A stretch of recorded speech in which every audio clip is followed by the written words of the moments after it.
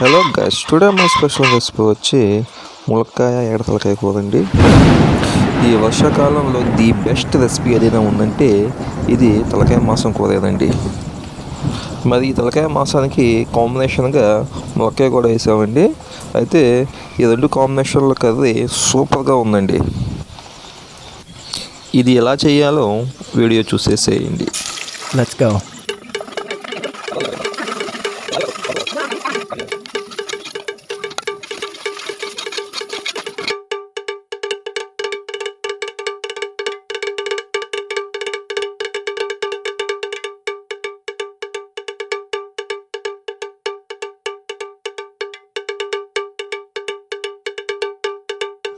ఫైనల్గా అయితే రెసిపీ అయిపోయి వచ్చిందండి.